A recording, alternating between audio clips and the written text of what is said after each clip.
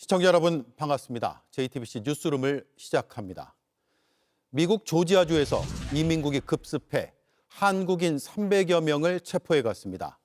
현대차와 LG가 합작한 배터리 공장의 건설 현장에서입니다. 구금된 대부분은 노동자로 보입니다. 이민국은 불법 체류를 이유로 내세웠습니다. 해군 함정에서 선상 파티를 열고 금품과 공직을 맞바꾼 의혹. 오늘 특검의 전방위 압수수색은 공적 자산을 사익 추구에 쓴 혐의에 초점이 맞춰졌습니다. 보증서가 나왔는데도 인정하지 않았습니다. 특검이 이우한 화백 그림의 보증서를 김건희 씨에게 제시했지만 김 씨는 짝퉁처럼 보인다는 주장을 했습니다. 트럼프 정부의 이민 단속이 우리 노동자들을 덮쳤습니다. 조지아주에 있는 현대차와 LG 에너지 솔루션의 합작 공장 건설 현장에서입니다.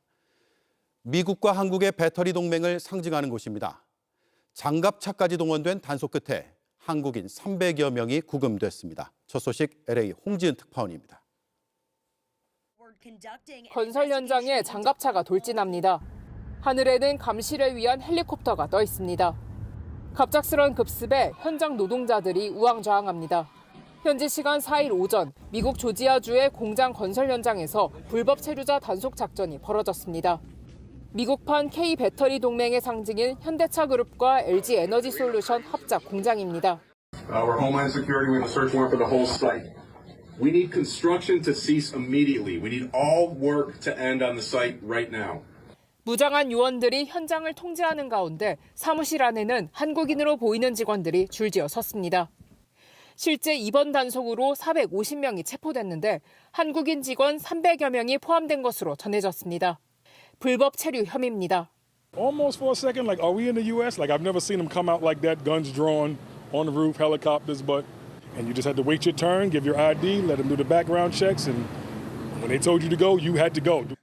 JTBC 취재에 따르면 단속된 한국인들은 건설 현장에서 근무할 수 있는 비자 대신 단기 비자나 단순 출장 비자를 받고 온 것으로 확인됐습니다. 이번 단속은 미국 내 글로벌 기업 공장을 정조준한 첫 사례입니다. 이와 관련해 현대차 관계자는 구체적인 인원수나 구금 여부 등에 대해서는 파악 중이라고 밝혔습니다. 이어 이번 단속 이후 공사는 중단됐으며 미 정부의 조사에 적극 협조할 계획이라고 확인했습니다. 로스앤젤레스에서 JTBC 홍지은입니다. 갑작스런 단속에 우리 기업들은 당혹감을 감추지 못하고 있습니다. 투자하지 않으면 수출을 막겠다며 현지 공장 건설을 압박하고는 갑자기 건설 현장을 덮쳤기 때문입니다.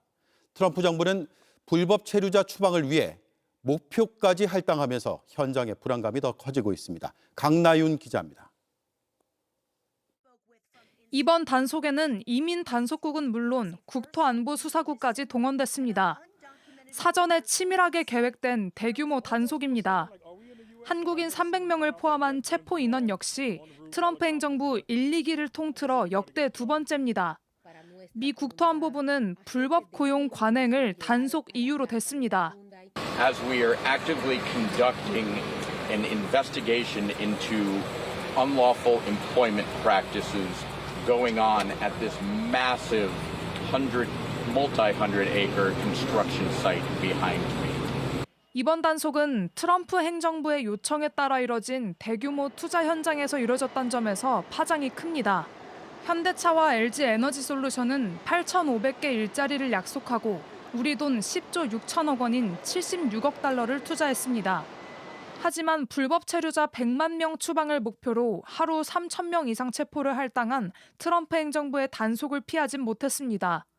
현지에서 단속된 한국인 대부분은 트럼프 2기 행정부 취임 이후 까다로운 비자 발급 절차에 제때 관련 비자를 발급받지 못한 것으로 전해집니다. 외교부는 우선 주 미국 대사관 총영사와 주 애틀랜타 총영사를 현장 급파해 대응에 나섰습니다. 이후 현지 공관 중심으로 현장 대책반을 출범시킬 예정입니다. 다수의 우리 국민이 구금되었습니다. 미국의 법 집행 과정에서 우리 투자업체의 경제 활동과 우리 국민의 권익이 부당하게 침해되어서는 안 될 것입니다. 트럼프 행정부가 체류 신분에 조금이라도 불법 소지가 있으면 강경하게 대응하겠다는 의지를 물리력으로 드러내면서 대미 투자를 한 국내 기업들의 충격과 당혹감은 점점 더 커지고 있습니다. JTBC 강나윤입니다. 네, 바로 외교부 취재 기자를 연결하겠습니다. 김민광 기자, 오후 5시쯤에 외교부의 설명이 나왔습니다. 그 내용을 자세히 전해주시죠. 네, 미국 조지아주 우리 기업 배터리 공장 건설 현장에서 우리 국민이 구금된 것은 현지 시간 9월 4일입니다. 취업 비자가 아닌 B1, B2 비자 혹은 여행을 목적으로 한 이스타 등을 갖고 있는 한국 국적 직원들이 현장에서 대거 붙잡힌 겁니다. 미 이민 당국이 히스패닉계 불법 체류자 단속을 하려고 왔다가 한국 국적 직원들이 목적과 다른 비자를 갖고 있는 것을 파악하고 체포에 나선 것으로 알려졌습니다. 예, 체포를 당한 인원이 300여 명에 달한다고 들었습니다. 지금 어디에 있고 또 안전은 확인이 됐습니까? 일단 처음 알려진 체포 인원은 30명 정도로 알려졌는데 현지 기업을 통해 파악된 것으로는 한국인만 300명 이상이 구금된 것으로 알려졌습니다. 이들은 미국 이민세관 단속국에 있는 구금소에 한데 모여 있는 것으로 알려졌습니다. 만약 이민 재판에 회부가 되면 수개월 시간이 걸릴 수 있는데 이 전문 변호사 확보도 쉽지 않은 것으로 알려졌습니다. 다만 현지 시간에 아직 새벽 시간대라 정확한 상황을 파악하는 데에는 시간이 좀 더 필요할 것으로 보입니다. 예. 그런데 이런 상황을 미국 정부가 우리 정부에 알리지 않았던 겁니까? 네, 우리 외교부 설명에 따르면 이민 단속에 대한 사전 통보나 사후 설명 등은 일체 없었던 것으로 확인이 됐습니다. 현지 애틀란타 공간을 통해 상황을 처음 인지하게 됐고 필요한 사항을 확인 중이라고 외교부 측은 설명을 했습니다. 우리 정부는 주한미국 대사관을 통해 우려와 유감의 뜻을 전달했고 우리 국민의 정당한 권익이 침해당하지 않도록 각별히 유의해 줄 것을 당부했습니다. JTBC 김민관입니다. 네, 오늘 세계의 시선은 북중러에서 다시 미국으로 쏠렸습니다. 트럼프 대통령이 일본산 자동차 관세를 15%로 낮추는 행정명령에 서명했기 때문입니다.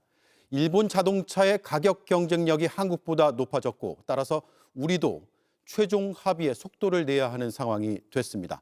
워싱턴 정강현 특파원입니다. 트럼프 대통령은 지난 7월 발표했던 일본과의 무역 합의를 이행하라는 행정명령에 공식 서명했습니다. I just signed the largest trade deal in history. I think maybe the largest deal in history with Japan. We worked on it long and hard and it's a great deal for everybody. 일본산 수입품 전반에 기본 관세 15%를 적용하고 특히 자동차에 대해서도 기존 27.5% 관세를 15%로 낮추도록 공식 승인했습니다. 한국 역시 미국 측과 15% 자동차 관세를 합의했지만 행정명령이 승인되지 않아 시행은 미뤄지고 있습니다. 이런 가운데 일본이 먼저 최종 합의에 이르면서 미국 시장에서 한일 자동차 관세에 격차가 발생하게 됐습니다. 다만 미국 측은 논란이 컸던 일본의 5,500억 달러 대미 투자 약속을 명문화했습니다. 투자 대상은 미국 정부가 정한다고 못 박았고 일본 정부는 이를 수용했습니다. 日米双方が今度の合意を誠実かつ速やかに実施するということが大事であります。 다만 이익 배분은 명시되지 않았습니다. 투자 이익의 90%를 가져가겠다는 미국 입장을 일본은 공식 부인하고 있기 때문에 논란의 불씨를 남긴 셈입니다. 트럼프의 행정명령으로 일본과의 관세 합의가 마무리되면서 우리 정부 역시 최종 합의에 속도를 내야 하는 상황에 내몰렸습니다. 특히 3,500억 달러에 달하는 대미 투자 방식과 이익 배분을 놓고 팽팽한 줄다리기가 예상됩니다. 정부 당국자는 미국이 임의로 투자처를 정하는 방식은 동의하기 어렵다면서도 일본에 대한 행정명령을 면밀히 판단해 최종 합의를 조율할 방침이라고 전했습니다. 워싱턴에서 JTBC 정강현입니다. 자, 그렇다면 우리는 미국과 언제 어떻게 관세 협상을 마무리할 것인지 짚어보겠습니다. 조보경 기자, 일본이 먼저 협정을 명문화했습니다. 우리는 서둘러야 하는 거 아닌가 이런 의견들이 나오고 있죠. 네, 트럼프 대통령이 행정명령에 서명을 하면서 일본에 대한 최종 관세율은 이르면 일주일, 늦어도 2주일 내로 발효가 됩니다. 특히 기존 27.5% 관세를 적용해오던 일본산 자동차와 부품에 앞으로는 15% 관세가 적용됩니다. 예. 네, 미국은 한국 자동차에도 똑같이 15% 관세를 부과하기로 했지만 아직 행정명령이 나오지 않았습니다. 관세 인하 발표가 늦어지면 자동차 수출 최대 경쟁국인 일본과 가격 경쟁력에서 차이가 나 손실이 커지는 것 아니냐 이런 우려가 나오는데요. 예. 다만 오늘 서명한 행정명령이 한 달 전부터 소급 적용이 되기 때문에 큰 차이는 없을 거다 이런 전망도 있습니다. 대통령실도 속도 문제는 아니라고 본다. 국익에 부합하는 지점을 찾아가고 있다 이렇게 설명을 했습니다. 예. 우리가 미국에 투자하기로 한 3,500억 달러 규모의 투자 펀드 더 논의해야 되는데 일본의 사례가 참고가 되겠죠. 그렇습니다. 일본의 경우 5,500억 달러를 투자하기로 했는데 이번 행정명령에 따르면 투자처는 미국이 결정합니다. 이익 배분에 대해선 구체적으로 명시가 되지 않았는데 일본 언론이 관련해서 상세하게 보도하고 있습니다. 네. 네, 이 보도를 보면요. 네, 투자 기간이나 방법을 러트닉 장관 등 미국 측 인사만으로 구성된 투자위원회가 정합니다. 미국은 한국에도 또 미국에도 투자 이익의 90%를 자신들이 보유하겠다 이런 구상을 밝혔었는데요. 국책은행이 자금을 조달하는데 일단 원금 변제 시까지 이익은 미국과 일본이 반반 나눠 갖기로 했습니다. 예, 미국이 정한다. 그리고 이후에 미국이 90%를 갖는다. 우리가 상당히 예의주시해야 될 부분 같습니다. 한미 관세 협상 명문화까지 결국 3,500억 달러 투자 펀드의 구체적인 내용을 정하는 것이 관건이 되겠죠. 그렇습니다. 3,500억 달러 투자 펀드의 구체적인 투자 방법과 사용처를 정하는 게 핵심입니다. 실제 트럼프 대통령은 투자 펀드를 야구 선수가 받을 수 있는 계약금 이렇게 표현하기도 했습니다. 예. 계약금이 먼저 해결이 되어야 그 다음이 진행될 수 있다. 이런 말로도 해석이 되는데요. 악마는 디테일에 있다. 이런 말처럼 일본 측 사례를 참고로 우리나라 역시 투자 방식, 이익 배분 형태를 끝까지 잘 협의해야 할 걸로 보입니다. 대통령실 강유정 대변인은 국익과 여러 상호 관세 기준에 부합하는 측면에서 세밀한 기준들을 갖고 협상을 하고 있다고 설명했습니다. 네, 수고했습니다. 잘 들었습니다. 조보경 기자였습니다. 네, 이번엔 특검으로 가보겠습니다. 오늘 오후에 김건희 특검에서 한덕수 전 총리 소환 일정이 나왔습니다. 그에 앞서선 경호처를 비롯한 몇 곳을 압수수색했습니다. 윤정주 기자가 연결돼 있습니다. 윤 기자, 윤석열 전 대통령의 해군 선상 파티 사건 강제 수사가 시작됐네요. 네, 특검은 오늘 오전 대통령 경호처 사무실을 압수수색했습니다. 이 내용 들어보시죠. 선상 파티 의혹 사건과 관련하여 김건희 씨와 김성훈 전 대통령실 경호처 기획실장을 대통령 등의 경호에 관한 법률 위반, 직권 남용 금지 혐의로 수사 중이며 사무실에 대한 압수수색 영장을 네. 해군 선상 파티 의혹은 2023년 8월 윤석열 전 대통령 부부가 거제 저도 여름 휴가 당시 경호처를 동원해 해군 함정에서 술 파티를 벌였다는 의혹입니다. 특검은 당시 대통령 부부와 김성훈 경호처 기획실장이 경호처를 동원해 군의 자산을 사적으로 유용한 걸로 보고 있습니다. 예. 그리고 한덕수 전 총리의 소환 일정 나왔습니다. 전해주시죠. 네, 오는 9일 그러니까 다음 주 화요일 오전 10시에 나와서 조사를 받으라고 통보를 했습니다. 이 서희건설 이봉관 회장은 김건희 여사에게 명품 목걸이를 주고 큰사위 박성근 변호사 인사를 청탁했다고 자수서를 냈습니다. 이 JTBC가 확인한 자수서엔 장차관이나 위원장이 아니어서 불만족스러웠다면서도 총리 비서실장이 되어 김건희 씨가 부탁을 들어준 걸로 이해했다는 내용이 담겼습니다. 예, 그리고 한 전 총리는 당시 대통령이 비서실장을 전해주시죠. 임명했다고 밝혔습니다. 네. 한 전 총리는 당시 대통령이 비서실장을 임명했다고 밝혔습니다. 예. 특검이 JTBC 보도로 촉발된 정관 변호사 논란에 입장을 냈죠. 네, 김영근 특검보는 특검팀의 욕심과 달리 완벽하지 못하고 부족함이 많았다며 이 며칠간의 언론 보도를 유념하고 성찰의 계기를 삼아 더욱 완벽한 수사가 되도록 진력하겠다는 입장을 밝혔습니다. 이 JTBC는 이재명 정부 첫 민정수석인 오광수 변호사와 문재인 정부 마지막 검찰총장 김호수 변호사가 한학자 통일교 총재 변호인단에 합류했다고 보도했습니다. 이 보도 이틀 만에 두 사람 모두 변호인단에서 사임했습니다. 지금까지 김건희 특검 사무실에서 JTBC 윤정주입니다. 네, 김상민 전 검사가 이우한 화백의 그림을 사들인 시기가 2023년 1월이었던 것으로 파악됐습니다. 검사들을 총선에 차출할 거라는 소문이 퍼지기 시작했던 그때입니다. 그림을 구입한 그달 말엔 검찰 인사도 예정돼 있었습니다. 먼저 연지환 기자입니다. 특검은 올 7월 김건희 씨의 오빠 김진우 씨 장모집을 압수수색하며 이우한 작가의 점으로부터를 확보했습니다. 가로 33cm, 세로 24cm, 파란 점이 연속적으로 찍혀 있는 작품입니다. 특검은 1억 2천만 원짜리 이 그림의 구매자가 김상민 전 부장검사인 걸로 확인했습니다. JTBC 취재 결과 특검은 그림을 구입한 시점을 2023년 1월로 특정했습니다. 이 시기 정치권에선 검사 차출설이 번지기 시작했습니다. 2022년 말엔 당시 한동훈 법무부 장관을 총선에 내보낼 거란 얘기가 나왔는데 2023년 3월부턴 대규모 검사 차출설이 돌았습니다. 차출설이 확대하자 국민의힘은 진화에 나섰습니다. 내년 총선 공천과 관련해서 검사 공천이라는 이 어떠냐 하면서 시중에 떠도는 괴담은 근거 없는 것임을.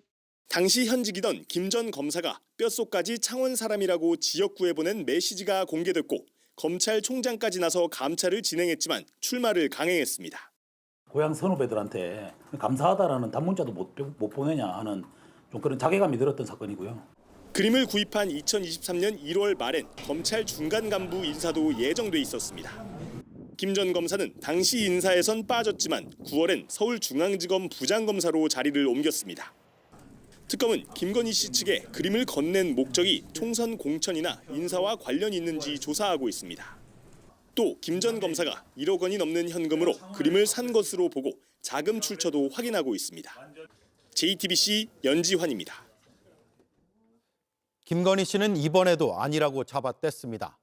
JTBC 취재 결과 특검이 그림과 작품 보증서의 사진까지 제시했지만 나라면 이런 걸 사지 않았을 것이라며 짝퉁으로 보인다고 주장했습니다.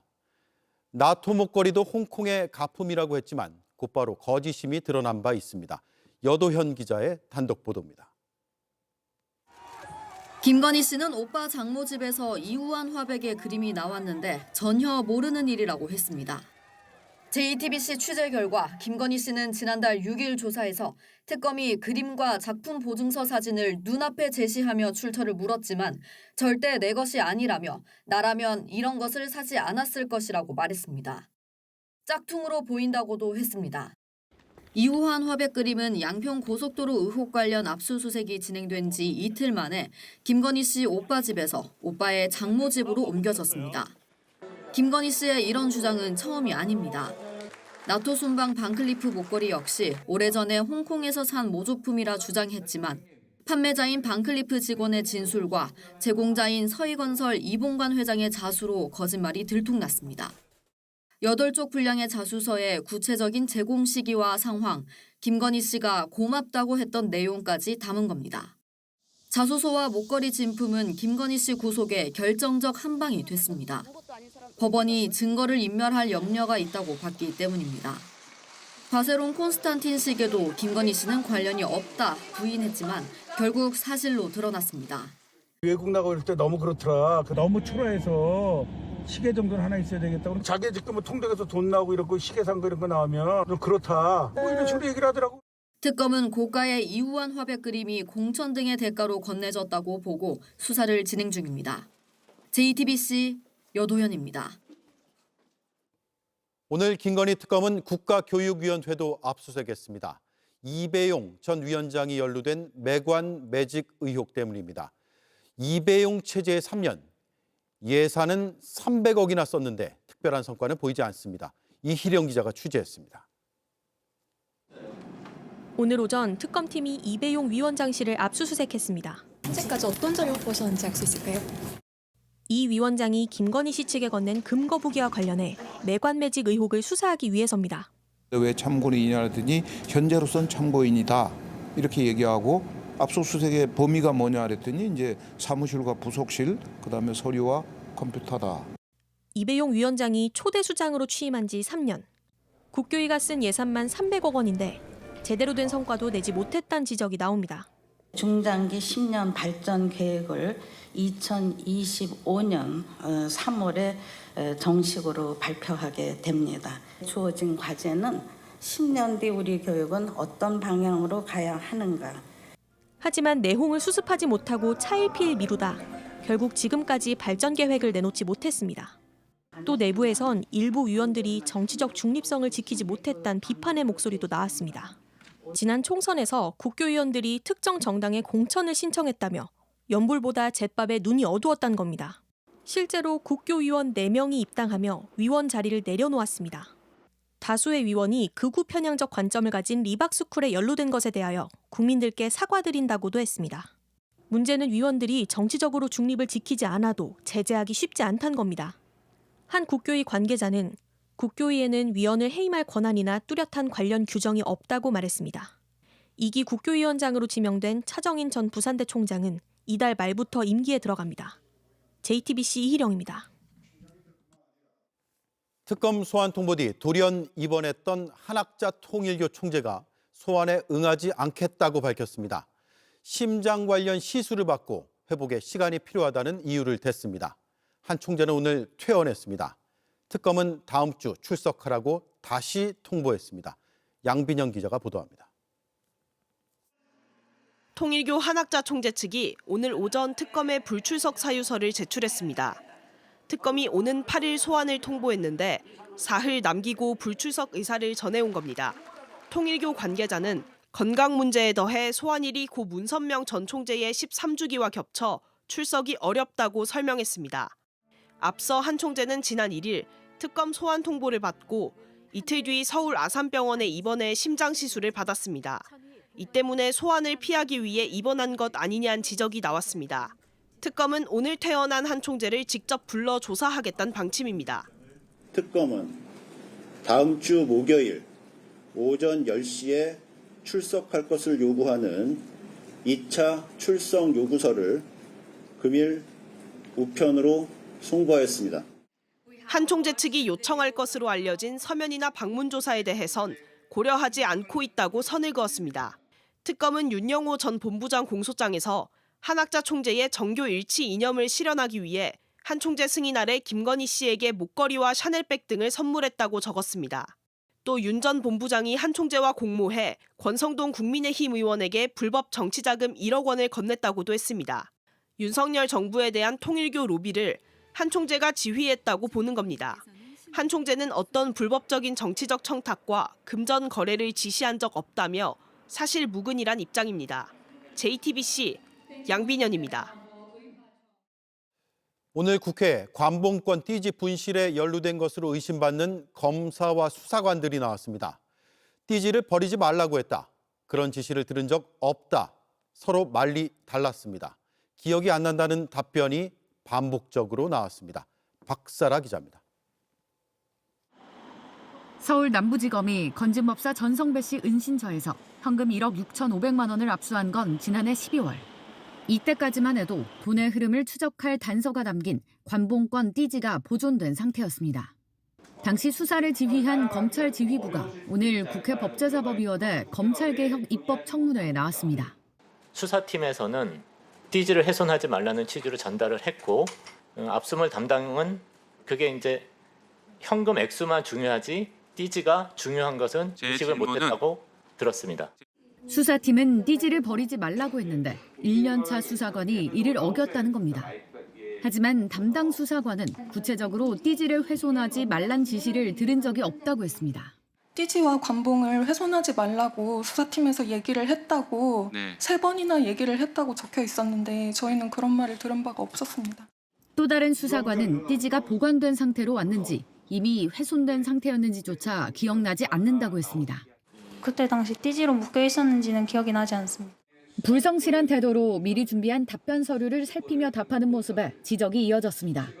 위원장 발언하시는데 아래를 보고 계속 꼼지락꼼지락하면 되겠습니까? 중요 증거가 분실돼 수사에 차질이 생겼다는 지적에 별 문제가 안 된다고 맞서기도 했습니다. 회의처에서 셌을 때 그 비닐과 그다음에 관봉권 모두가 증거에 포함되기 때문에 그게 훼손됐다, 없어졌다, 있을 수 없는 일이라고. 띠지는 그 정보가 라벨지보다 제한적입니다. 그래서 라벨지를 찍어놨기 때문에 수사에는 지장이 없고. JTBC 박사랍니다. 김정은 북한 국무위원장은 명분과 실리를 모두 챙겨 평양으로 돌아갔습니다. 태난문 막루에 올라 존재감을 뽐는 데 이어 북중 회담에선 비핵화라는 단어가 빠지고 경제협력이라는 키워드가 등장했습니다. 이게 어떤 의미인지 김민관 기자가 전해드립니다. 김정은 위원장은 어젯밤 열렬한 환호를 받으며 평양으로 돌아갔습니다. 중국 동지들의 뜨거운 발해움을 받으며 베이징역을 출발했습니다. 4박 5일 일정 내내 김 위원장은 정상국가 지도자라는 이미지를 강조하려는 듯 정장과 넥타이를 갖춰 입었습니다. 시진핑 주석, 푸틴 대통령과 나란히 태난문 막루에 오르며 존재감을 드러냈습니다. 마지막 일정인 북중 정상회담을 통해선 실리까지 모두 챙겼다는 평가가 나옵니다. 조선이 자기 실정에 맞는 발전의 길을 걸으며 조선식 사회주의 위협의 새로운 국면을 부단히 개척해 나가는 것을 지지한다고 했습니다. 앞선 4차례 회담에 모두 등장했던 한반도 비핵화라는 표현이 이번 회담에선 빠졌습니다. 핵보유국 지위를 인정해달라는 북한의 거듭된 요구가 간접적으로 받아들여진 겁니다. 북한의 어떤 논리를 나름대로 수용해서 한반도 비핵화 원칙 자체를 거론하지 않는 방식. 사실상 북한 핵보유국을 간접적으로 지지하는 의미를 갖는다고 봐야겠죠. 김 위원장은 경제 및 무역 협력을 심화하고 더욱 풍성한 성과를 이루기 위해 노력하자며 중국에 대한 경제적 지원도 요청했습니다. 시진핑 주석은 지난 2일 푸틴 대통령과의 정상회담 직후 러시아에게 초대형 가스 계약이라는 선물을 안겨준 바 있습니다. 대북 제재로 경제난을 겪는 북한에 유사한 수준의 경제적 도움을 줄 것이란 분석이 나옵니다. JTBC 김민관입니다. 시진핑 주석이 김정은 위원장을 극진히 예우한 데에는 외교적 계산이 깔려 있습니다. 앞으로 이뤄질 미국과의 협상에서 북한과의 끈끈한 관계를 지렛대로 삼으려 한다는 분석입니다. 베이징 이도성 특파원입니다. 최근 2년여 동안 북중 관계는 찬바람이 불었습니다. 북한이 러시아와 밀착한 이후 북중 간 고위급 교류는 모두 끊겼습니다. 하지만 이번 방중 기간 김정은 북한 국무위원장에 대한 중국의 예우는 파격적이었습니다. 시진핑 주석은 6년 만에 방중한 김 위원장을 태난먼 막루에서 함께했고 단독 만찬까지 열어주며 극진히 대우했습니다. 북중 연대가 여전히 끈끈하다는 걸 전 세계에 과시한 겁니다. 세상이 변해도 조중 양국 인민의 그 친선의 정은 변하지 않는다는 것을 깊이 느끼게 됐습니다. 中朝两党两国进一步发展友好合作关系提供了重要契机，中朝友谊源远流长。 중국이 여러 방면에서 북한에 선물을 쥐어준 건 한반도 영향력 강화라는 전략적 포석이란 분석이 나옵니다. 북한과 밀착해 전략적 완충지대로 삼고 이를 지렛대로 대미 협상력을 높이겠다는 계산입니다. 시 주석은 다음 달 말 경주에서 도널드 트럼프 미국 대통령을 마주할 가능성이 큽니다. 반미 또는 반서방 연합전선을 구축하는 데 있어서 북한이 필요하기 때문에 양자관계 개선을 통해서 북한에 대한 그 영향력을 김 위원장을 다자 외교에 대비시키며 은둔자에서 벗어나 글로벌 플레이어로 부각시킨 것 역시 중국의 계획된 셈법 가운데 하나입니다. 국제적으로 고립된 북한을 다자 무대로 끌어들이면서 중국은 세계 평화 질서를 위하는 강국이라는 이미지를 심으려는 의도도 있다는 해석 역시 있습니다. 중국 베이징에서 JTBC 이도성입니다. 이재명 대통령이 다음 주 월요일 여야 대표와 만나기로 했습니다. 국민의힘의 단독 회동 요구도 수용을 해서 오찬 이후엔 장동혁 대표도 따로 만날 예정입니다. 국정 지지율 60%대를 회복한 상황에서 야당과 협치로 국정 동력을 더 끌어올리려는 걸로 보입니다. 이승환 기자입니다.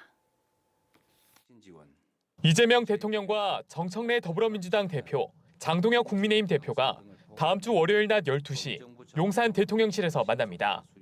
여야 신임 대표가 이 대통령과 만나는 건 이번이 처음인데 점심 식사를 겸해 지난 미일 순방 결과를 공유하는 등 다양한 현안을 논의할 걸로 예상됩니다. 이재명 대통령은 국정 현안에 대한 허심탄회한 의견 교환을 위해 여야 대표와 회동합니다. 이번 회동은 특별한 어제를 정하지 않고 자유롭게 진행될 예정입니다. 오찬 이후 이 대통령과 장동혁 대표는 30분 넘는 단독 회동을 할 예정입니다. 그간 장 대표는 단독 회동을 만남 조건으로 걸었는데 이 대통령이 이를 수용한 겁니다. 이 대통령은 지난 미일 순방 기간에도 야당과의 소통 의지를 밝혔고 야당을 매지해서는 반대는 게 당연하다고 생각해요. 힘들더라도 대화는 당연히 해야 되고. 귀국 직후 우상호 정무수석에게 장 대표를 포함한 여야 지도부 회동을 지시했습니다.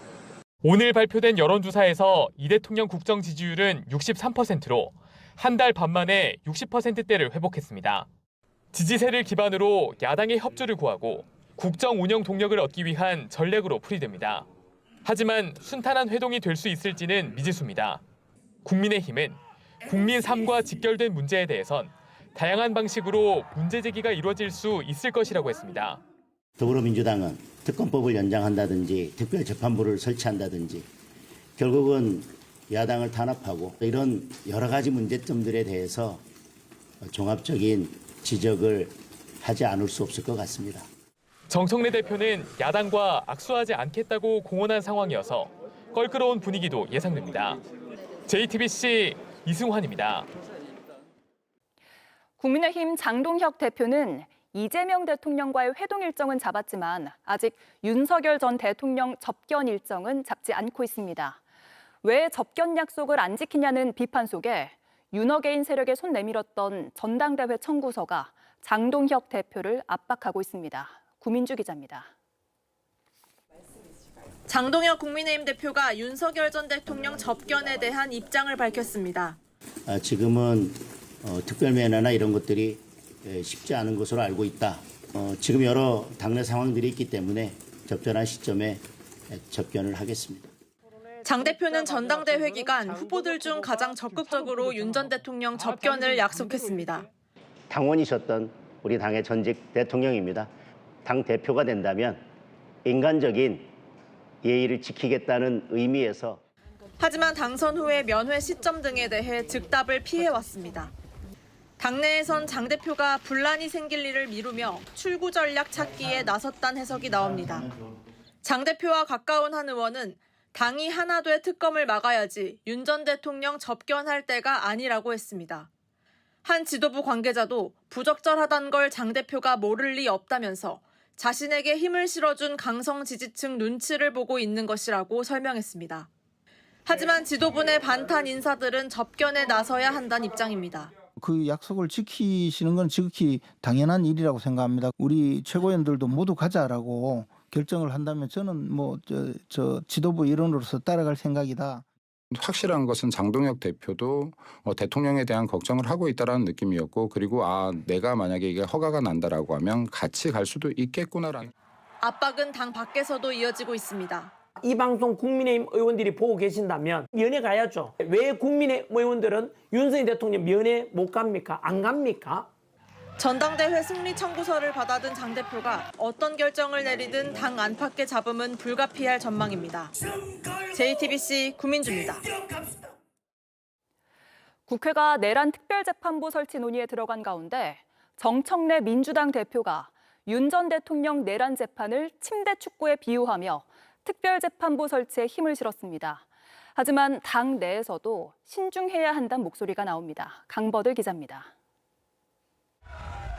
지난달 27일 법원이 한덕수 전 국무총리에 대한 구속영장을 기각하자 민주당 강경파 의원들을 중심으로 내란 특별재판부가 필요하다는 주장이 제기됐습니다. 불구속했다라는 것이 도저히 납득할 수 없고 이 내란 사건에 대해서 법원이 진지하게 재판하고 있지 않다. 위헌 소지가 있고 사법부 독립성을 침해한다는 법원의 반대에도 외부의 어떤 권력기관에 의해서 법원의 어떤 재판부 구성이 좀 좌우된다. 이와 같은 일이 한 번이라도 벌어지면은 그 다음부터는 국민 누가 사법을 재판을 신뢰를 하겠습니까? 관련법이 어제 국회 법사위 법안 소위로 넘어갔습니다. 정청래 민주당 대표는 오늘 논의에 더 속도를 내달라고 요구했습니다. 윤석열 내란 재판을 침대 축구로 일관하고 있습니다.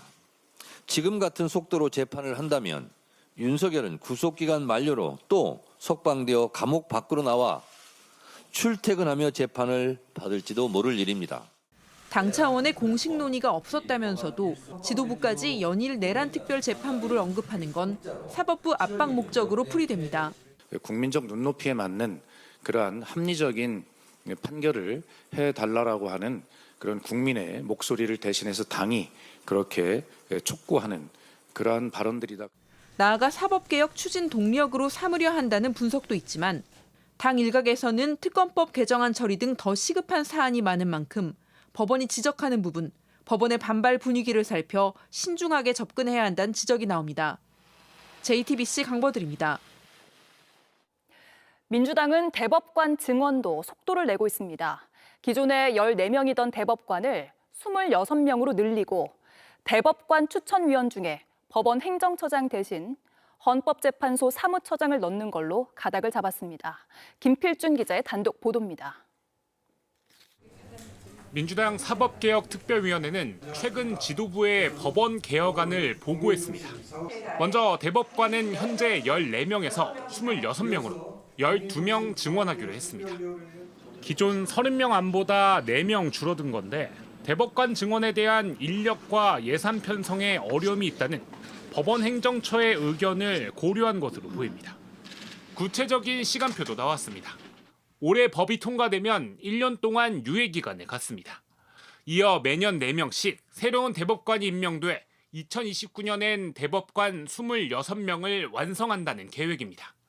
이렇게 되면 이재명 대통령이 신규 대법관 12명과 2027년에 정년퇴직하는 조희대 대법원장, 6년 임기가 끝나는 9명의 대법관 후임까지 임명하게 됩니다. 대법관 26명 중 22명을 이 대통령이 임명하게 되는 겁니다. 다만 이렇게 되면 이 대통령의 후임도 똑같이 22명을 임명할 수 있다는 게 사개특위 관계자의 설명입니다. 윤석열 대통령과 한덕수 대행이 임명한 4명의 대법관과 이 대통령이 임명한 22명 중 18명의 대법관 임기가 후임 대통령 임기 중에 끝나게 되기 때문입니다. 대법관들을 추천하는 위원회도 확대 개편됩니다. 현재 추천위원은 10명인데 법관대표회의와 지방변호사회가 각각 추천한 1인이 추가돼 12명이 됩니다. 또 기타 추천위원회의 요건을 학식과 덕망이 있는 자에서 사회적 약자와 인권에 기여한 자로 바꾸고 법원 행정처장을 빼고 헌재 사무처장으로 대신한다는 게 사개특위안의 골자입니다. 이에 대해선 대법원의 반발이 예상되는 가운데 대법원은 12일에 전국 법원장 회의를 열고 민주당의 사법개혁안에 대해 전체 구성원의 의견을 수렴할 예정입니다. JTBC 김필준입니다. 조국 혁신당 지도부가 당내 성폭력 사건에 대해 고개 숙여 사과했습니다. 피해자가 탈당하며 조국 책임론으로까지 논란이 번지자 조국 원장엔 책임이 없다며 선을 그었습니다. 한민정 기자입니다. 강미정 대변인을 포함한 피해자 여러분들께 위로의 말씀 드립니다. 온전한 피해 회복이 이루어질 때까지 노력하겠습니다. 조국 혁신당 지도부가 당내 성추행과 직장 내 괴롭힘 사건에 대해 공식 사과했습니다. 처음 사건이 알려진 뒤 5개월, 어제 피해자인 강미정 대변인이 탈당 기자회견을 열고 당의 미온적 대처를 공개 비판한 지 하루 만입니다. 조국 혁신당은 피해자와 가해자 분리 등 사건 처리 과정에서 미흡한 부분이 있었다고 인정했습니다. 근본적 쇄신과 성비위 문제에 대한 무관용 원칙도 약속했습니다. 하지만 조국 책임론에는 선을 그었습니다. 조국 대표가 당원이 아니게 된 시점은 작년 12월 12일 대법 판결이 확정된 그 시점부터입니다. 당 대표인 시절에 이 사건이 접수되거나 이 사건을 인지한 사실은 없습니다. 강 대변인의 탈당 선언 이후 침묵을 지키던 조국 혁신정책연구원장이 어제 저녁 올린 입장문과 같은 취지입니다. 조 원장은 당적 박탈로 비당원 신분이었고 그 과정에서 할 수 있는 역할이 없었다고 주장했습니다. 하지만 피해자를 대리했던 강미숙 당 여성위 고문은 조국 혁신당은 좋든 싫든 조국의 당이라고 당과 조 원장을 강하게 비판했습니다. 그러면서 특별사면 직후인 지난달 18일 당적을 아직 회복하지 못한 조 원장이 당직자들의 의전을 받으며 현충원에 참배한 건 어떻게 설명할 수 있겠냐고 꼬집었습니다. 이런 가운데 더불어민주당 윤리감찰단은 조국혁신당 성추행 사건을 두고 2차 가해 발언을 한 최강욱 교육연수원장 조사에 착수했습니다. JTBC 한민정입니다. 대낮에 서울 한복판에서 초등학생들을 유괴하려는 시도가 벌어져 큰 충격을 주고 있습니다. 경찰의 미흡한 수사도 도마에 올랐습니다. 학교에서 통지서를 돌려서 범죄 사실을 학부모들에게 알리자 경찰이 사실무근이라고 반박했다가 또 다른 신고를 받고 나서야 범인들을 잡았습니다. 양정진 기자가 보도합니다. 회색 SUV 한 대가 두 아이 옆에 멈춰섭니다. 잠시 뒤 아이들이 겁에 질려 반대편으로 달아납니다. 지난달 28일 오후 3시 35분쯤 서울 서대문구에서 SUV에 타고 있던 20대 남성 3명은 귀엽다, 집에 데려다 줄게 라고 말하며 하교 중이던 아이들에게 접근했습니다. 차에 타고 있던 이들은 이 도로에서 초등학생들을 유인했지만 아이들이 도망가면서 미수에 그쳤습니다. 불과 5분 전 다른 학교 인근에서도 아이 2명을 불러세우려 했습니다. 경찰은 지난 3일 일당을 긴급 체포하고 범행을 주도한 2명에 대해 미성년자 유인 미수 혐의로 구속영장을 신청했습니다. 피의자들은 경찰 조사에서 초등학생들이 귀엽게 생겨 장난삼아 그랬다며 유괴 의도는 없었다고 주장했습니다. 아이들이 놀라는 게 재밌어서 범행했습니까? 실제로 유괴할 의도 있던 겁니까? 경찰은 지난달 30일 신고를 받고 인근 CCTV를 분석했지만 범행 정황을 발견하지 못했다고 결론 내렸습니다. 이후 피해 학생 학교에서 최근 유괴 시도가 있었다는 가정통신문을 발송하고 언론 보도가 나오자 사실무근이라며 반박하기까지 했습니다. 그런데 지난 2일 경찰이 유사한 추가 신고를 받고 다시 수사에 나선 끝에 피의자들을 검거했습니다. 경찰은 첫 신고 당시엔 범행 차량이 흰색 스타렉스로 접수됐지만 실제로는 회색 소렌토였기 때문에 확인이 어려웠다고 해명했습니다.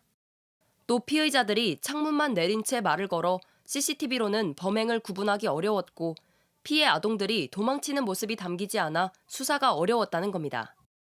하지만 경찰이 초기 확보했던 CCTV에는 회색 소렌토가 4초간 멈춰있는 장면이 담겨 있었습니다. 면밀히 확인했다던 발표와 달리 흰색 스타렉스만 쫓다 성급하게 결론 내렸다는 비판을 피하긴 어려워 보입니다. 경찰은 부실 수사 논란에 대해 단정적으로 마무리한 건 아닌데 소통에 오해가 있었던 건 아쉽게 생각한다고 말했습니다. JTBC 양정진입니다. 화성 동탄의 한 영어 유치원에서 황당한 일이 있었습니다. 교습비가 한 달에 200만 원 정도인데 1년치를 한 번에 내면 할인을 해주겠다고 해서 돈을 미리 받아놓고 돌연 유치원을 폐업한 겁니다. 2천만 원 넘게 선납했다 피해를 본 학부모들이 속출했습니다. 송혜수 기자가 취재했습니다. 경기도 화성시의 한 영어 유치원입니다. 지난 3월부터 이곳에 5살 아이를 보낸 한 학부모는 지난달 22일 갑작스럽게 폐업 소식을 들었습니다. 진짜 그냥 문을 그냥 똑같이 운영하다가 갑자기 문을 닫겠어요. 1년치 교습비를 한꺼번에 내면 할인을 해준다는 말에 2천여만 원을 선납했는데 당황스러울 수밖에 없었습니다. 환불해주겠다던 원장은 약속한 날짜를 계속 미뤘습니다. 9월 1일쯤에 주신다고 하셨는데 오늘은 9월 3일 날 주신다고 하고. 최소 수백만 원씩 환불을 못 받은 학부모만 10여 명에 달하는 것으로 파악됐습니다. 이 영어 유치원은 건물 관리비도 1,000만 원 가까이 미납했고 일부 교사의 임금을 체불한 사실도 있었습니다. 취재진이 찾아가자 원장은 엘리베이터를 차단하고 취재를 거부했습니다. 어렵게 닿은 통화에선 운영이 어려웠다고 했습니다. 운영이라는 부분도 보통 쉽지 않다 보니까. 원장은 과거에도 인근 지역에서 영어 유치원을 운영했는데 교육청 확인 결과 간판을 3차례 바꾸고 자리를 옮겨 지금의 영어 유치원을 열었습니다. 취재가 본격 시작되자 그제서야 학부모들에게 차례로 교습비를 돌려줬습니다. 유치원은 유아교육법에 따라 일방적으로 폐원을 할 수 없도록 돼 있지만 영어 유치원은 유치원으로 불릴 뿐 실제로는 영유아 영어 학원으로 분류돼 규제를 받지 않습니다. 그러다 보니 선납금을 받아놓고 돌연 폐업해 학부모들이 피해를 보는 사례가 잇따르고 있습니다. 지난해 한국소비자원에 접수된 학원 등 사설강습 수강료 선납 등 피해 구제 신청은 977건으로 전년 대비 45.2% 증가했습니다. JTBC 송혜수입니다. 외유성 출장이란 지적에도 영등포 구의회 의원들은 뉴욕으로 떠났습니다. JTBC 취재진이 확인을 해봤더니 출장 명단에는 직권 남용과 업무방해 혐의로 수사를 받고 있는 부의장이 포함돼 있었습니다. 다른 의원들은 부의장에 대한 징계안까지 제출했지만 아이러니하게도 외유성 출장엔 함께했습니다. 김산 기자입니다. 서울 영등포구의회 소속 의원 17명 가운데 16명이 어제 미국행 비행기를 탔습니다. 뉴욕 미술관과 식물원 등 관광지로 빼곡한 일정이 공개되면서 외유성 출장 논란이 일었지만 이를 무시하고 출국을 강행한 겁니다. 취재진은 출국 시간에 맞춰 공항 곳곳을 둘러보고 통화를 시도했지만 입장을 받지 못했습니다. 과거 출장비 횡령 의혹으로 구의회에 대한 경찰 수사도 진행 중이지만 이 역시 소용없었습니다. 그런데 JTBC 취재 결과 이번 출장 명단에 포함된 부의장이 억대 수의 계약을 청탁한 혐의로 수사를 받고 있는 것으로 확인됐습니다. 서울시의회 소속 한 시의원에게 고등학교에 납품할 전자칠판을 지인 업체가 계약할 수 있도록 도와달라고 청탁을 시도한 혐의입니다. 취재진은 관련 정황이 담긴 녹취도 확보했습니다. 부탁이 말씀하면 드려도 될까 하고 고등학교 전자칠판 납품 관계 때문에 배정이 1억 2천이가 되었다고 동네 사는 애가 그것을 하는데 이제 계약을 할 수 있도록 협조 좀 해달라. 권익위는 지방의회 실태조사 결과를 발표하면서 외유성 출장과 함께 수의계약 청탁을 심각한 비위 사례로 지적한 바 있습니다.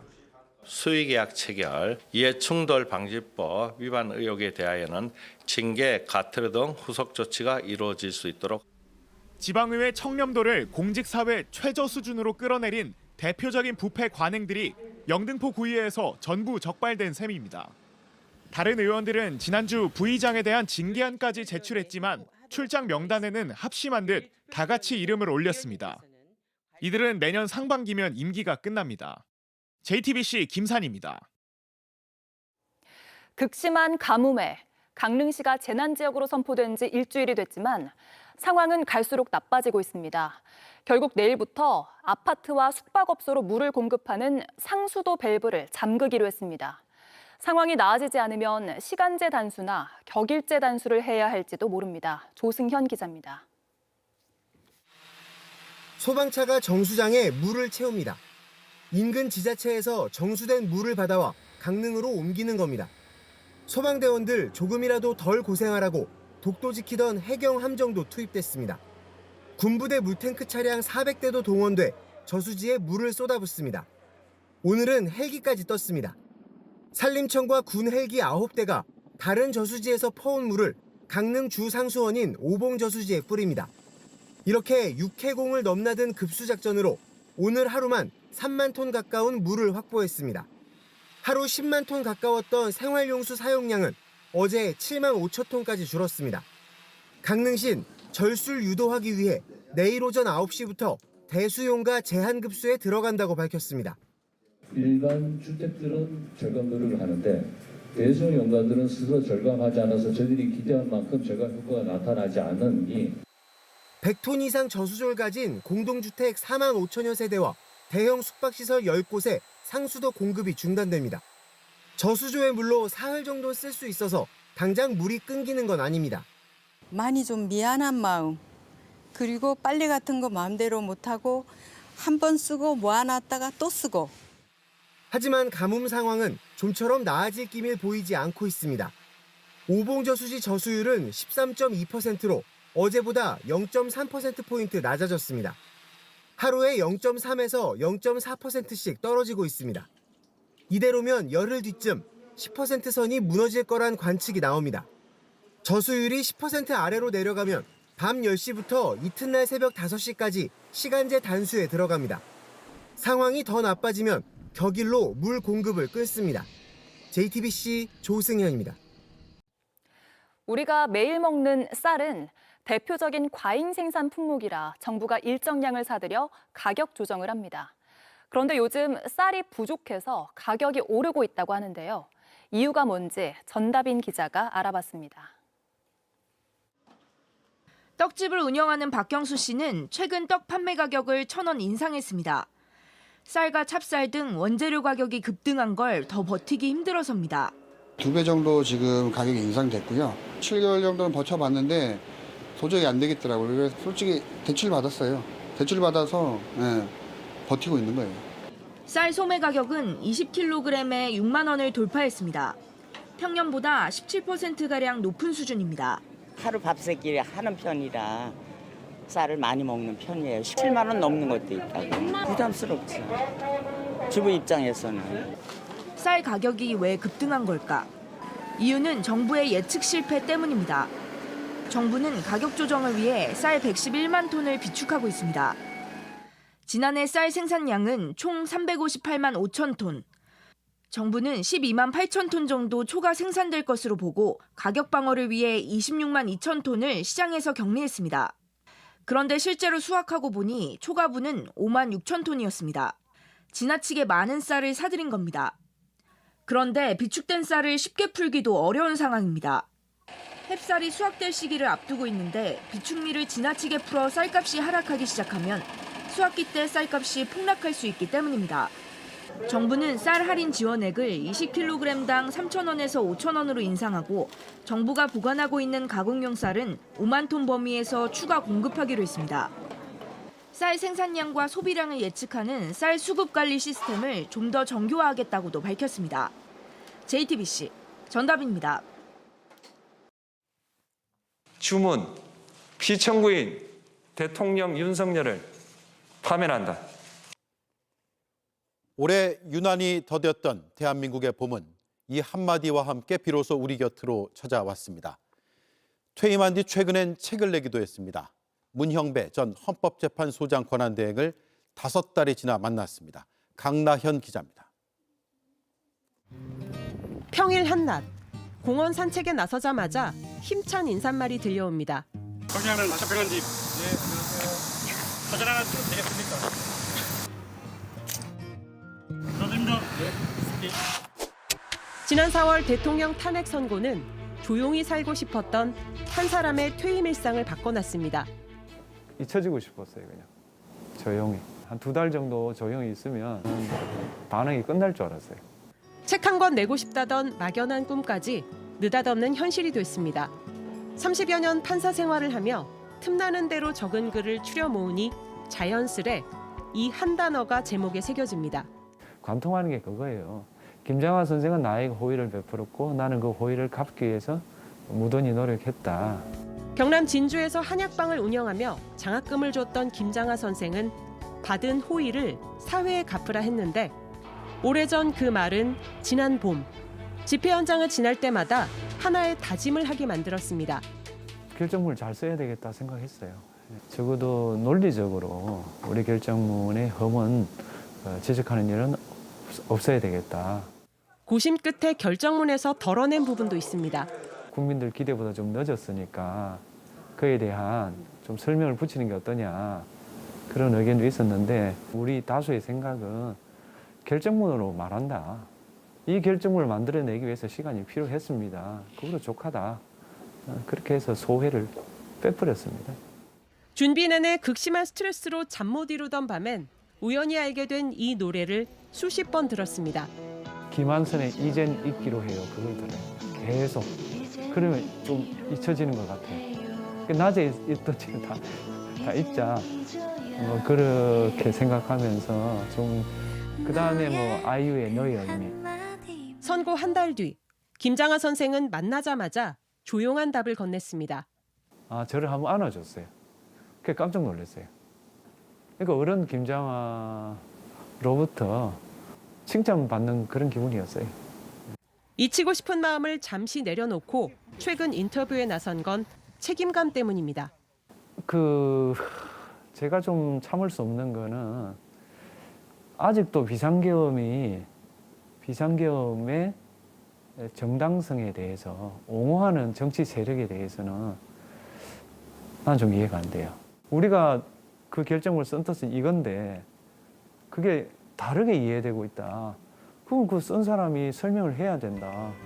평생 누군가를 판단하던 일을 멈추니 홀가분해졌다 말하며 다음 생에도 판사를 하겠냐는 물음엔 이렇게 답했습니다. 다시 태어나고 싶지는 않아요. 이걸로 좋게요. 겨우겨우 살아왔는데 뭘 또 다시 시작합니까? JTBC 강나현입니다.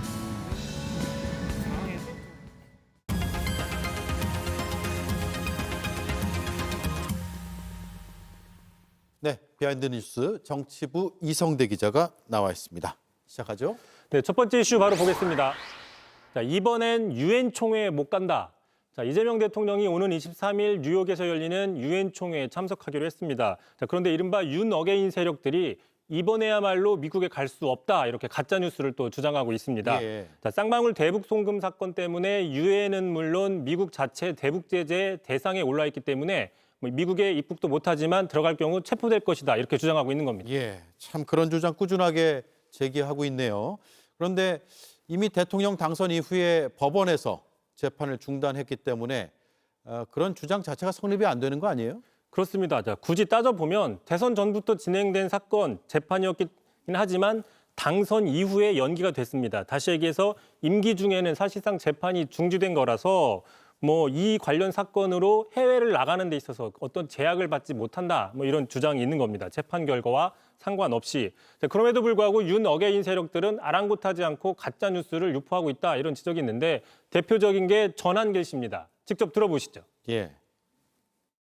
9월 23일 이재명이 오죠? 유엔 총회 오는데 지금 못 올 수 있다고 합니다. 왜냐하면 대북 제재 위반으로. 그래서 아마 유엔 총회 연설도 불가능할지 모른다고 했고, 북한에 아까 800만 불을 갖다 줬는데 유엔 총회 웬 말이냐. 유엔 제재 위반했는 이재명이 유엔 총회에 가서 연설한 게 말이 됩니까?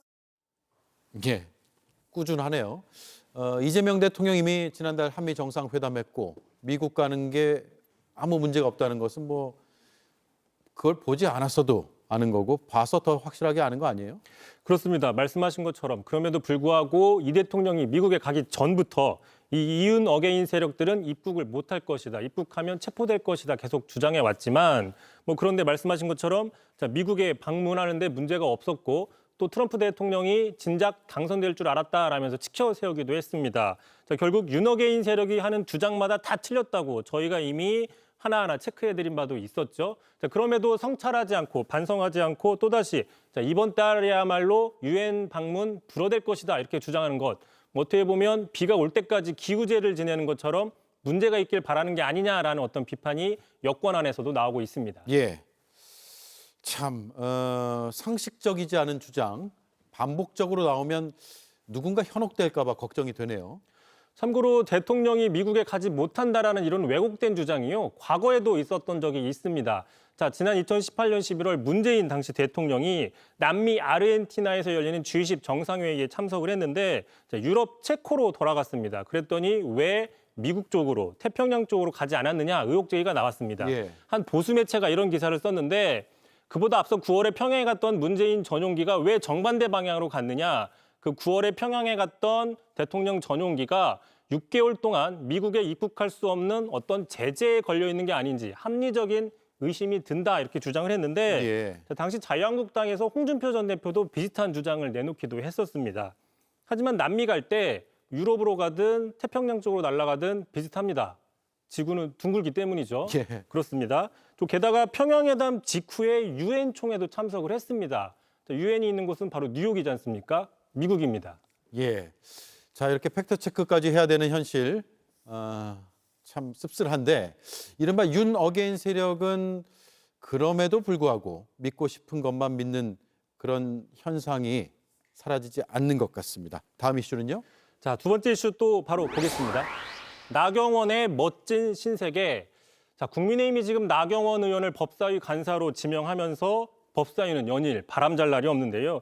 자, 오늘 같은 경우에도 나경원 의원이 민주당이 회의를 독단적으로 진행한다면서 나치 독재다라고 비판을 했습니다. 자, 그러자 여당에서는 나치 독재가 아니라 나시 독재 아니냐, 이렇게 맞받아치는 장면도 있었고요. 예. 자, 이보다 앞서서 나경원 의원이 자신의 소셜미디어에 민주당의 행태를 비판하면서 공산당보다 더하다, 영화 신세계의 조폭그룹이죠. 골드문 이사회보다 더 조폭같이 회의를 진행한다, 이렇게 비난을 했습니다. 조폭에 빗대서. 자, 어제도 비슷한 얘기를 했는데 한번 들어보시죠.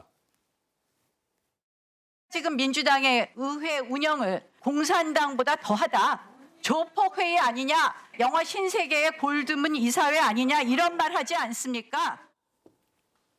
예, 나치의 조폭에 예상했던 것보다 법사위가 더 거칠어지는 것 같습니다. 자, 그런데 이제 나경원 의원이 그 영화 신세계를 좀 인상 깊게 본 게 아니냐 이런 평가도 나옵니다. 자, 왜 그러냐? 지난 4월이었죠. 대선 후보 당내 경선 당시에 한 사진을 올렸습니다. 드럼통에 들어갈지언정 굴복하지 않는다. 상당히 예. 논란이 됐던 사진인데 뭐 아시겠지만 드럼통이라는 것은 그 신세계 영화에서 반대파를 처리할 때 쓰는 도구입니다. 이미 극우 사이트들에서는 이재명 대통령을 비난할 때 악의적으로 쓰는 표현이었는데 정치권에 가지고 온 것이었죠. 나경원 의원 이야기 한번 들어보겠습니다. 예.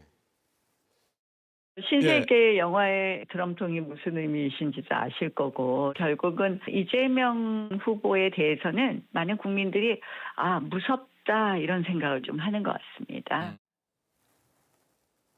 예. 자, 그래서 당시 나경원 의원이 최종 4명 올라가는 본경선에서 역풍을 맞아서 탈락했잖아요. 뭐 그런 분석들이 나왔었죠. 어쨌든 나경원 의원이 당시 이 드럼통이라는 표현을 공식 제도권에서 사용하면서 그 이른바 윤어게인 세력들도 일제히 동조를 했습니다. 자, 보시면 그 개몽된 변호사죠. 김계리 변호사가 헌법재판소의 파면을 비판하면서 또 드럼통에 들어가지 않으려면 이재명 대통령한테 투표하면 안 된다. 뭐 이런 식으로 주장한 적이 있었습니다. 자, 그런데 지금 어떻죠? 뭐 극우 세력이나 윤어게인 세력들 이 대통령이 미국에 들어가지 못한다. 체포될 것이다. 이런 주장들 아무런 제약 없이 지금 하고 있는 상황입니다. 예, 잘 들었습니다. 이성대 기자의 비하인드 뉴스였습니다.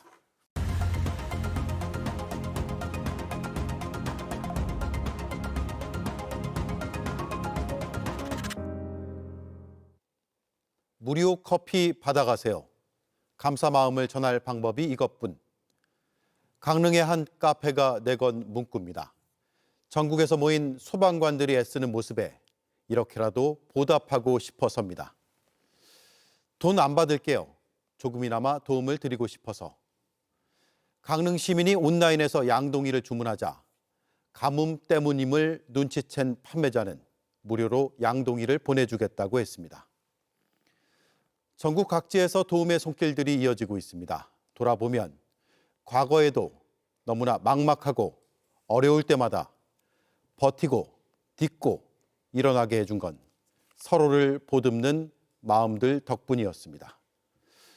이번에도 숨은 영웅들이 보여준 뭉클함이 척박한 땅을 축이고 메마른 감정을 녹이며 시민을 지탱하고 있습니다. 땅과 물은 메말라도 온정은 메마르지 않는다. 앵커 한마디였습니다. JTBC가 지난 대선에서 실시한 TV토론 실시간 팩트체크가 제7회 인터넷 선거 보도상 대상을 수상했습니다. 중앙선거관리위원회 인터넷선거보도심의위원회와 한국언론학회는 후보자 발언을 실시간으로 팩트체크해 잘못된 정보의 확산을 막기 위해 노력한 점을 높이 평가했다고 밝혔습니다. 뉴스룸 마치겠습니다. 네, 주말 잘 보내시기 바랍니다. 다음 주에 뵙겠습니다. 고맙습니다.